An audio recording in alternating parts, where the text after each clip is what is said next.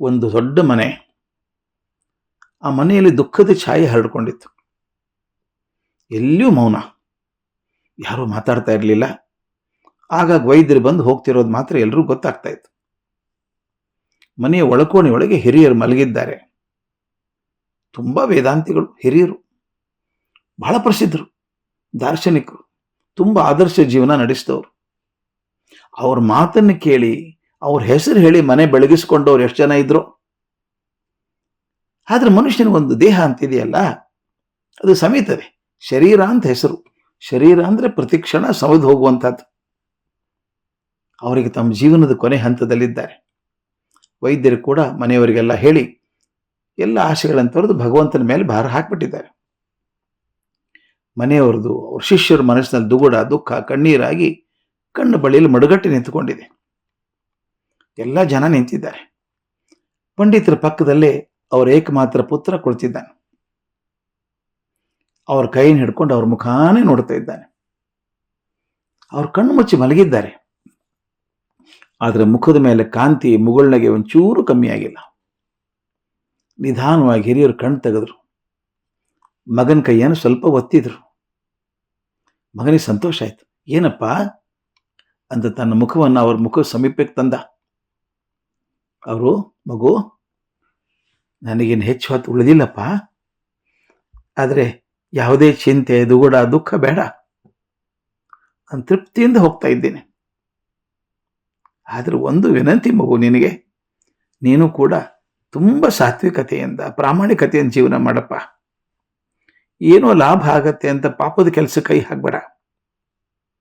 ಅದಕ್ಕೊಂದು ಅನುಕೂಲವಾದ ಒಂದು ವಿಷಯವನ್ನು ಹೇಳ್ತೀನಿ ನಿನಗೆ. ನೀನು ಒಳಗಡೆ ಹೋಗಿ ಒಂದು ಶ್ರೀಗಂಧದ ಪುಡಿ ಮತ್ತೊಂದಿಷ್ಟು ಕಪ್ಪು ಮಸಿ ಪುಡಿ ತೊಗೊಂಡು ಬರ್ತೀಯಾ ಅಂದರು. ಹುಡುಗ ಓಡಿ ಹೋಗಿ ತಂದ. ಶ್ರೀಗಂಧದ ಪುಡಿ ಪೊಟ್ಟಣ ತಂದ. ಒಂದು ಮಸಿ ಮಾಡೋದಕ್ಕೆ ಬಳಸುವಂಥ ಕಪ್ಪು ಪುಡಿ ಅಂತಂದು ಅವ್ರ ಮುಂದೆ ಕೊಟ್ಟ. ಅವರು ಎರಡೂ ಕೈ ಚಾಚಿ ಮಗು ಅಂದರು.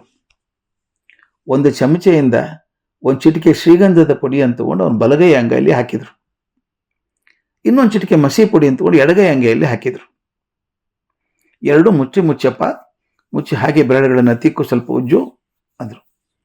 ಆತ ಹಾಗೆ ಮಾಡಿದ. ಯಾಕೆ ಅಪ್ಪ ಹೇಳ್ತಿದ್ದಾರೆ, ಏನು ಮಾಡಿಸಿದ್ದಾರೆ ಅರ್ಥ ಆಗ್ತಾ ಇಲ್ಲ. ಒಂದು ನಿಮಿಷ ಆದಮೇಲೆ ಮುಷ್ಟಿ ತೆಗೆದು ಕೈ ಹಾಗೆ ಝಾಡಿಸ್ಬಿಡಪ್ಪ, ಮುಷ್ಟಿ ತೆಗೆದು ಕೈ ಝಾಡಿಸ್ಬಿಡು ಅಂದರು.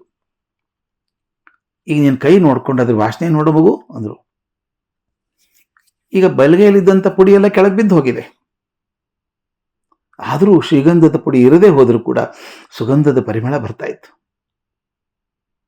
ಎಡಗೈ ನೋಡ್ಕೊಂಡ, ಹೊಲಸೋ ಹೊಲಸು, ಅದನ್ನು ಜಾಡಿಸಿದಷ್ಟು ಗಾಢವಾಗಿ ಅಂಟಿಕೊಂಡು ಬಣ್ಣ ಹರಡ್ತಾ ಇತ್ತು. ಸಣ್ಣ ನಗೆ ಹಿರಿಯರ ಮುಖದ ಮೇಲೆ ಬಂತು. ಪುಟ್ಟ, ಅರ್ಥ ಆಯ್ತೇನಪ್ಪ, ಇದನ್ನು ಮರಿಬೇಡ. ಶ್ರೀಗಂಧದ ಪುಡಿ ಅಂದರೆ ಸಜ್ಜನರು.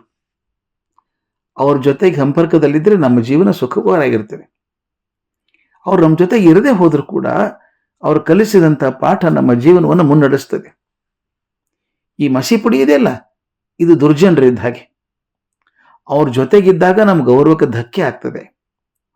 ಅವ್ರು ನಮ್ಮನ್ನು ಬಿಟ್ಟು ಹೋದರೂ ಕೂಡ ಆಗ ಮಾಡಿದಂಥ ಪಾಪ ನಮ್ಮ ಜೀವನದುದ್ದಕ್ಕೂ ಕಾಡುತ್ತೆ.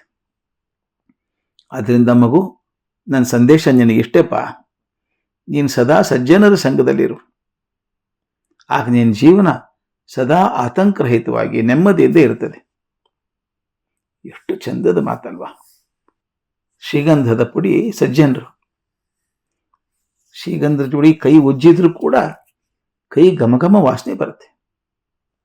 ದುರ್ಜನರು ಮಸಿ ಪುಡಿ ಇದ್ದ ಹಾಗೆ, ಇದ್ದಾಗೂ ಕಷ್ಟ, ಬಿಟ್ಟು ಹೋದ್ರೂ ಕೂಡ ಕಲೆ ಹೋಗಲ್ಲ ಅದು. ಸ್ವಲ್ಪ ಹೊತ್ತಿಗೆ ಆ ಹಿರಿಯರ ಸಾತ್ವಿಕ ಜೀವನಕ್ಕೆ ತೆರೆ ಬಿತ್ತು. ನನಗನ್ಸುತ್ತೆ, ನಾವು ಕೈಯಲ್ಲಿ ಶ್ರೀಗಂಧದ ಪುಡಿಯನ್ನು ಹಿಡ್ಕೊಂಡಿದ್ದೇವೋ, ಮಸಿ ಪುಡಿ ಹಿಡ್ಕೊಂಡಿದ್ದೇವೋ ಅನ್ನೋದನ್ನು ಆಗಾಗ ನೋಡ್ಕೊಳ್ತಿರೋದು ಕ್ಷೇಮ. ಇನ್ನೊಂದು ವಿಷಯ, ಈಗ ಜಗತ್ತಿನೊಳಗೆ ಮಸಿ ಪುಡಿ ಬೇಕಾದಷ್ಟು ಎಲ್ಲ ಕಡೆ ಸಿಗ್ತದೆ. ಆದರೆ ಶ್ರೀಗಂಧದ ಪುಡಿಯನ್ನು ನಾವೇ ಹುಡ್ಕೊಂಡು ಹೋಗಿ ಇಟ್ಕೋಬೇಕು. ಅಂದರೆ ಒಳ್ಳೆಯದನ್ನು ನಾವು ಪ್ರಯತ್ನ ಪಟ್ಟು ಪಡ್ಕೊಳ್ಬೇಕಾಗತ್ತೆ. ಕೆಟ್ಟದ್ದು ಬೇಡ ಅಂದ್ರೂ ಇಟ್ಕೊಳ್ಳುತ್ತೆ. ಹಾಗೆ ರಾಶಿ ರಾಶಿ ಇರುವಂಥ ಕೆಟ್ಟದ್ದನ್ನು ಬಿಟ್ಟು ಅಪರೂಪವಾದಂಥ ಶ್ರೀಗಂಧದ ಪುಡಿಯನ್ನು, ಒಳ್ಳೆಯ ಸಜ್ಜನರನ್ನು ಹುಡುಕಿಕೊಂಡು ಹೋಗಿ ನಮ್ಮ ಜೊತೆಗೆ ಇಟ್ಕೋಬೇಕು. ಆಗ ನಮ್ಮ ಜೀವನ ಸಾರ್ಥಕ ಆಗ್ತದೆ.